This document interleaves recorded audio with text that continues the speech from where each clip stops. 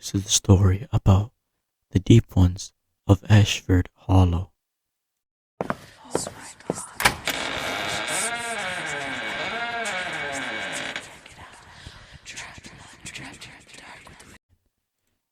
The first letter came in a plain, cream-colored envelope, the kind you'd expect from wedding invitations or funeral notices. There was no return address, only my name, Daniel Reese, written in looping black ink. Inside was a single card. You are cordially invited to the reading of the late Walter Ashford's will. Attendance is mandatory. Mandatory. That word stuck with me. I hadn't seen my great uncle Walter in over 20 years, not since I was a kid. My only memory of him was a tall, gaunt man with an unsettling smile, living in a sprawling Victorian mansion on the edge of Ashford Hollow, a coastal town most people avoided. The letter gave a date, October 31st, Halloween. I almost threw it away, but curiosity and the thought of possible inheritance won out. I emailed my boss for a week off, packed a bag, and drove 6 hours up the winding coast. Ashford Hollow looked even more isolated than I remembered. Fog clung to the streets. The ocean crashed against jagged cliffs, and the few locals I saw kept their eyes low. The mansion loomed over the town like a black crown. Its windows were dark, except for a single flickering light in the upper floor. As I pulled into the gravel drive, I felt the air shift. Heavier, colder. A butler I didn't recognize opened the door before I could knock. "Mr. Reese," he said in a voice that sounded like it came from a deep underground. "We've been expecting you." Inside, the air smelled faintly of salt water and something metallic. The wood-paneled walls were lined with oil paintings of Ashford ancestries, all with the same pale eyes that seemed to follow me as I walked. I wasn't alone. A few other guests stood in the parlor, distant cousins, strangers with the Ashford jawline that looked uneasy, as if they weren't sure why they'd come either. Then the butler closed the heavy front door with a sound that echoed through the house. "That," he said softly, "will be the last time it opens until the reading is complete." We were led into a long dining hall where a table stretched almost the full length of the room. A single candle burned at each place setting, though there were more chairs than guests. At the head sat a man in a black suit. The solicitor, I guessed, pale, with thinning hair and eyes that darted too quickly. He gestured for us to sit. "I am Mr. Galloway," he began, voice rasping. "You have been summoned here as blood of the Ashford line. The late Walter Ashford left very specific instructions that you all be present for the reading."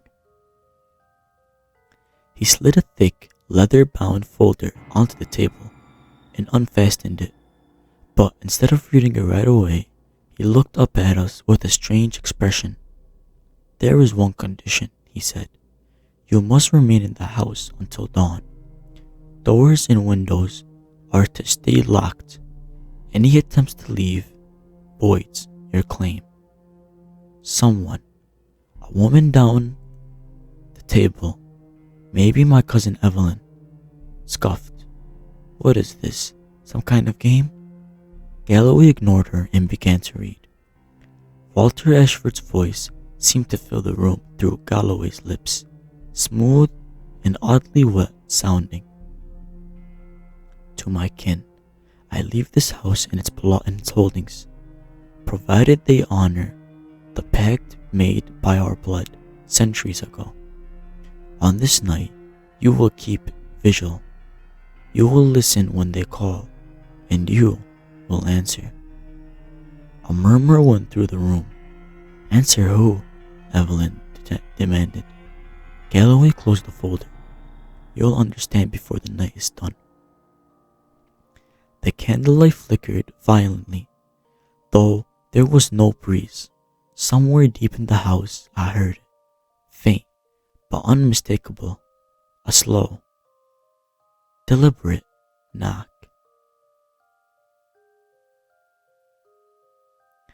It didn't come from the front door. It came from below. The knocking stopped as suddenly as it begun, but the silence it left behind was heavier than before. Nobody moved for a long moment. Finally, Cousin Robert, broad-shouldered, a contractor from Boston, shoved his chair back. This is ridiculous, he said. It's probably the wind. I'll check. Galloway's eyes sharpened. You will not. Robert gave him a look and strode towards the back of the hall. I found myself following without meaning to. The hallway beyond was narrow, lined with wrapped portraits whose eyes seemed to catch the candlelight in odd ways. We found the source of the sound, a squat, iron-banded door at the end of the corridor, half hidden behind a faded tapestry. It was built into the floor, with a heavy brass ring for a handle. That's the cellar? I asked. Robert nodded and bent it down. Locked. Expect it wasn't. The moment his fingers touched the ring, the latch gave with a metallic snap, and the door creaked upward. A rush of cold, damp air hit us, and something else. A smell. Salt water. Yes. But also something faintly rotten, like fish left too long in the sun. The stairway below vanished into darkness. Robert started down, muttering about checking for trespassers, but the sound of his footsteps changed after the third step. No longer wood, but something softer. What? He stopped. What the hell? A hand shot out of the dark and grabbed his ankle. Robert shouted, kicking free, scrambling back. The cellar door slammed shut with such force it rattled the walls. We stood frozen. The smell lingered.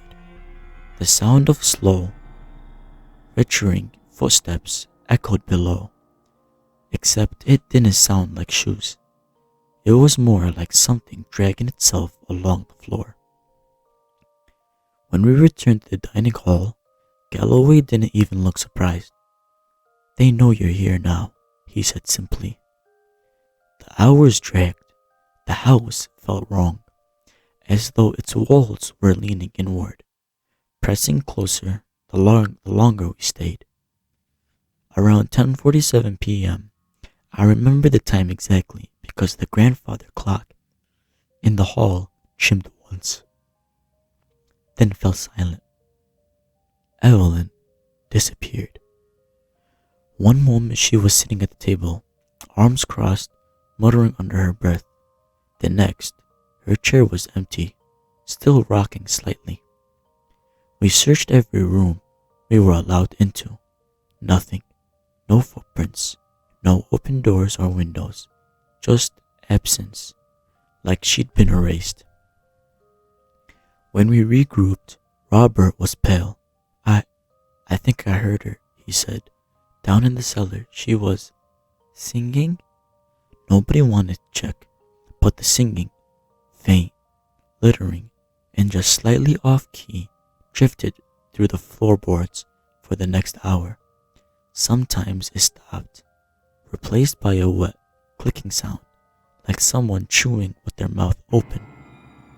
By midnight, Galloway announced, "We will move to the upper floors now. They prefer to take from below first." We didn't ask what he meant.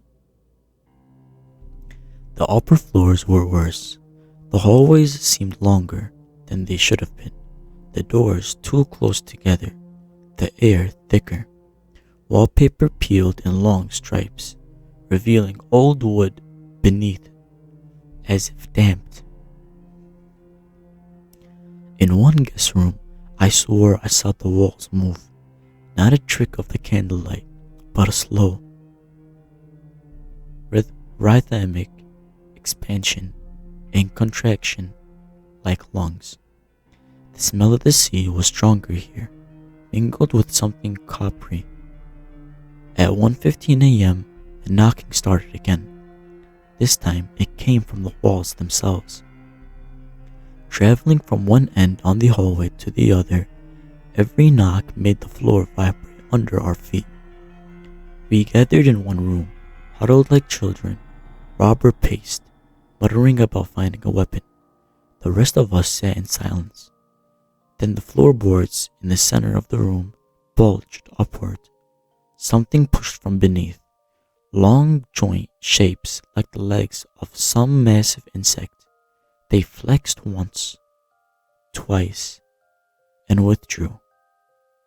A moment later, water, black, cold, and smelling of brain, began to seep through the cracks in the floor. By 2 a.m., 2 more were gone. Cousin Lyle vanished while checking a window latch. Aunt Miriam disappeared from the bathroom, the water in the tub still running. I demanded answers from Galloway. He finally told us the truth. Centuries ago, the Ashford line made a bargain with the deep ones, creatures older than the sea, older than the land. They gave us wealth, power, longevity, in exchange for blood. Once a generation, the hairs are gathered, and the pact is renewed. "And if we refuse?" I asked. Galloway's pale eyes were almost pitying. "They take what they're owed anyway. It is less pleasant." 3:30.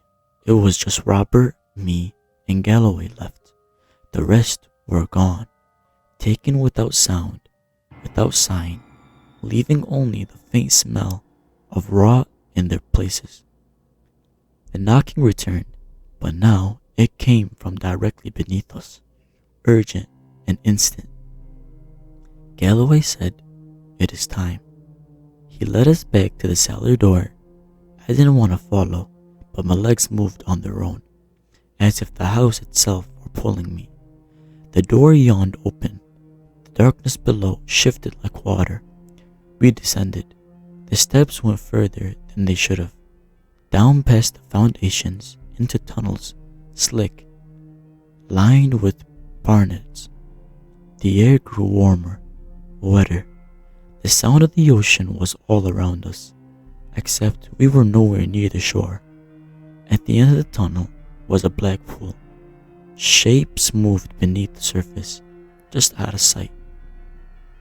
Galloway knelt at the edge and whispered something in language I didn't know. The water boiled.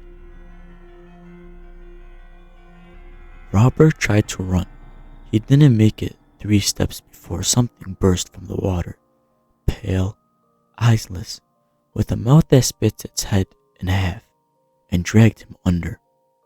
I didn't scream. I couldn't. Galloway turned to me. "Your blood seals the pact," he said, and shoved me forward. I hit the water hard. It was impossibly deep. The cold like knives, hands, no claws, gripped me, pulling me down. But instead of drowning, I found I could breathe. The creatures circled, their voices filling my head. They showed me visions, storms swallowing ships, cities drowned beneath the waves, generations of Ashford kneeling in black water. When I came to, I was lying on the gravel drive outside the mansion. The sun was rising. The front door stood open. The house was empty. No bodies, no Galloway. Only the smell of salt water lingered. 3 weeks later, I received another letter. Same cream-colored envelope. Same looping handwriting. Daniel Reese, you are cordially invited to the reading of the late Daniel Reese's will. Attendance is mandatory.